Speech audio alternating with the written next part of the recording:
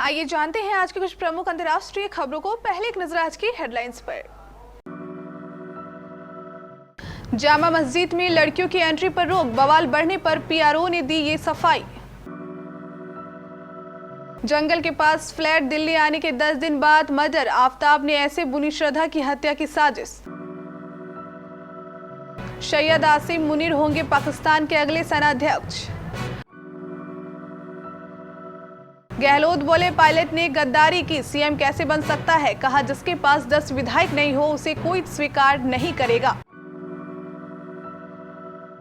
गलवान पर एक्ट्रेस ऋचा चड्ढा की ट्वीट पर बवाल, मांगनी पड़ी माफी। चीन में फिर से डरा रहा है कोरोना, एक दिन में 30,000 से ज्यादा केस आए सामने।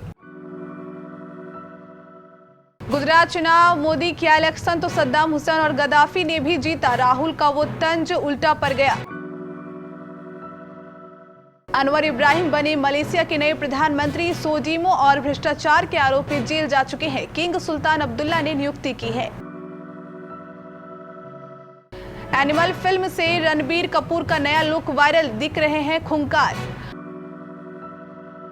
और दुनिया की नंबर 1 ओडीआई टीम बन जाएगी टीम इंडिया, न्यूजीलैंड के खिलाफ वनडे सीरीज में करना होगा ये बड़ा कमाल। दिल्ली की ऐतिहासिक जामा मस्जिद इस समय एक नोटिस की वजह से विवादों में चल रही है। मस्जिद में सब जगह एक नोटिस लगा दिया गया है, जामा मस्जिद में लड़की या लड़कियों का अकेले दाखिला मना है। इस नोटिस के सामने आते ही बवाल खड़ा हो गया है। दिल्ली महिला आयोग के अध्यक्ष स्वाति मालीवाल ने कड़ी आपत्ति जाहिर कर दी है। जोर देकर कहा गया है कि भारत में इस तालिबानी फैसले को मान्यता नहीं दी जा सकती। अब जामा मस्जिद पीआरओ अधिकारी इस विवाद पर सफाई दे दी गई है। श्रद्धा मर्डर केस में जांच कर रही दिल्ली पुलिस को शक है कि आफताब ने साजिश के तहत इस हत्याकांड को अंजाम दिया। पुलिस का मानना है कि जब आफताब और श्रद्धा हिल स्टेशन के लिए निकले तो उनका दिल्ली में रहने का कोई प्लान नहीं था, लेकिन अचानक ही उसने दिल्ली के छतरपुर में रहने का प्लान बनाया। आफताब ने दिल्ली में जंगल के पास फ्लैट लिया। इतना ही नहीं, आफताब ने श्रद्धा की हत्या दिल्ली आने के 10 दिन बाद ही कर दी। ऐसे में पुलिस इन सब कड़ियों को जोड़कर पूरी साजिश का पर्दाफाश करने में जुटी है। माना जा रहा है कि पुलिस आफताब के खिलाफ एफआईआर में सेक्शन 120 बी यानी साजिश के तहत हत्या की धारा जोड़ सकती है। पाकिस्तान के सूचना प्रसारण मंत्री मरियम औरंगजेब ने घोषणा की है कि आसिम मुनीर देश के अगले आर्मी चीफ होंगे। अब पाकिस्तान के राष्ट्रपति आसिफ अलवी प्रधानमंत्री के फैसले पर मुहर लगाएंगे। इस वक्त लेफ्टिनेंट जनरल आसिम मुनीर पाकिस्तानी सेना में क्वाड मास्टर जनरल के तौर पर सेवा दे रहे हैं। वे अगला चीफ ऑफ आर्मी स्टाफ बनने के दौर में शामिल जनरलों में सबसे वरिष्ठ थे। दिलचस्प है कि उनका लेफ्टिनेंट जनरल का कार्यकाल जनरल बाजवा के रिटायरमेंट के 2 दिन पहले ही 27 नवंबर को खत्म हो रहा है, लेकिन अब वे अगले आर्मी चीफ होंगे। कांग्रेस के पूर्व अध्यक्ष और केरल के वायनाड से सांसद राहुल गांधी ने मार्च 2021 में एक बयान दिया था।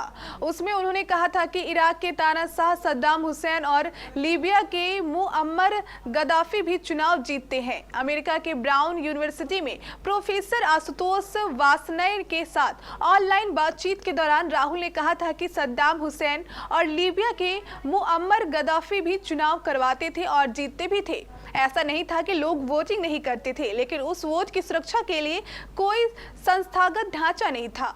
उनके इस पुराने बयान पर असम के मुख्यमंत्री हेमंत विश्व शर्मा ने पलटवार किया है। शर्मा ने गुजरात चुनाव की एक जनसभा में राहुल गांधी की तुलना सद्दाम हुसैन से करते हुए कहा कि राहुल जी, आपका चेहरा ऐसा होना चाहिए जिसमें लोगों को महात्मा गांधी दिखाई दे, सरदार पटेल दिखाई दे, लेकिन ऐसा नहीं जिसमें सद्दाम हुसैन दिखाई दे। राहुल गांधी की भारत जोड़ो यात्रा के राजस्थान आने से पहले कांग्रेस में एक बार फिर भारी खींचतान शुरू हो गई है। मुख्यमंत्री अशोक गहलोत ने सचिन पायलट पर अब तक का सबसे बड़ा हमला बोलते हुए कहा कि पायलट को कैसे सीएम बना सकते हैं, जिस आदमी के पास 10 विधायक नहीं है, जिसने बगावत की हो, जिसे गद्दार नाम दिया गया है, उसे लोग कैसे स्वीकार कर सकते हैं। गहलोत ने कहा कि जिसके कारण हम 34 दिन होटलों में बैठे रहे, ये सरकार गिरा रहे थे। अमित शाह भी शामिल थे, धर्मेंद्र प्रधान भी शामिल थे। गहलोत ने एक न्यूज चैनल को दिए इंटरव्यू में ये बात कही।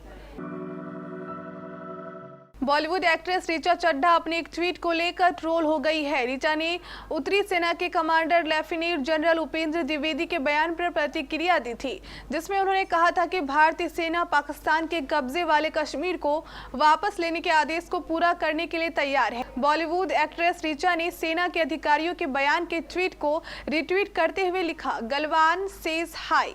जैसे ही उन्होंने ये ट्वीट किया, सोशल मीडिया पर हंगामा मच गया। सोशल मीडिया यूजर्स ने भारत चीन के बीच साल 2020 में हुई झड़प को लेकर अपमान करने के लिए आलोचना शुरू कर दी। लोगों ने लिखा कि हमारे गलवान में शहीद हुए हमारे जवानों का मजाक बनाया जा रहा है। हालांकि हंगामा बढ़ता देख बाद में ऋचा चड्ढा ने इस ट्वीट को डिलीट कर दिया और माफी भी मांगी। चीन के बढ़ते कोविड मामलों ने एक बार फिर से डरा दिया है। दरअसल महामारी की शुरुआत के बाद से एक दिन में कोरोना के केस रिकॉर्ड उच्च स्तर पर पहुंच गए हैं। रॉयटर्स की रिपोर्ट के मुताबिक राष्ट्रीय स्वास्थ्य ब्यूरो ने कहा कि चीन में बुधवार को 31,454 मामले दर्ज किए गए, जिनमें 27,517 मामले बिना लक्षणों के सामने आए। चीन में कोरोना को रोकने के लिए लॉकडाउन, सामूहिक परीक्षण और यात्रा प्रतिबंधों जैसे उपाय अपनाए जा रहे हैं। अनवर इब्राहिम मलेशिया ने गुरुवार को मलेशिया के नए प्रधानमंत्री के तौर पर शपथ ली। मलेशिया में 19 नवंबर को चुनाव के बाद से गतिरोध चल रहा था। इसी बीच किंग सुल्तान अब्दुल्ला ने अनवर को नया प्रधानमंत्री नियुक्त किया था। 2018 से लेकर अब तक मलेशिया में 3 बार चुनाव हो चुके हैं। अनवर इब्राहिम साल 1990 में उप प्रधानमंत्री थे और 2018 में वो प्रधानमंत्री बनने से चूक गए थे। मलेशिया के किंग सुल्तान अब्दुल्ला सुल्तान अहमद शाह के पास प्रधानमंत्री को नियुक्त करने की पावर होती है। रणबीर कपूर अपनी फिल्म एनिमल की शूटिंग में बिजी हैं। शूटिंग से रणबीर की अलग अलग फोटोज कई बार सामने आ चुकी है। हालांकि उनका पूरा लुक अभी तक किसी ने नहीं देखा था। अब लेटेस्ट फोटोज के वायरल होने के बाद फैंस के लिए सरप्राइज भी खुल गया है। रणबीर का एनिमल फिल्म से लुक सामने आ गया है और ये काफी खतरनाक है। कबीर सिंह के director Sandeep Reddy Vanga film animal को बना रहे हैं। इस फिल्म में रणबीर कपूर को एकदम अलग ही रोल में देखा जाएगा। फिल्म के सेट्स से रणबीर के कुछ लेटेस्ट फोटोज वायरल हुए हैं। इनमें उन्हें खून से लथपथ नजर आ रहे हैं। फोटोज में एक्टर को लंबे बालों और दाढ़ी के साथ देखा जा सकता है। उनके चेहरे और शर्ट पर खून है और नाक कटी हुई है। टीम इंडिया के पास एक बार फिर आईसीसी रैंकिंग में दुनिया की नंबर 1 वनडे टीम बनने का मौका है। बता दें कि भारतीय टीम फिलहाल आईसीसी T20 रैंकिंग में नंबर 1 और टेस्ट रैंकिंग में दुनिया की नंबर 2 टीम है। अगर टीम इंडिया को दुनिया की नंबर 1 वनडे टीम बनना है तो उसे न्यूजीलैंड के खिलाफ कल से शुरू हो रही 3 मैचों की वनडे सीरीज में बड़ा कमाल करना होगा। आईसीसी रैंकिंग में दुनिया की नंबर 1 वनडे टीम बनकर टीम इंडिया के स्थान में 4 चांद लगने तय है। टीम इंडिया को इसके लिए न्यूजीलैंड को 3 मैचों की वनडे सीरीज में 3-0 से मात देनी होगी। भारत और न्यूजीलैंड के बीच पहला वनडे मैच कल ऑकलैंड में भारतीय समय अनुसार सुबह 7 बजे से खेला जाएगा। न्यूजीलैंड को 3 मैचों की वनडे सीरीज में 3-0 से मात देकर team India ICC one day ranking में नंबर 1 पर पहुंच जाएगी।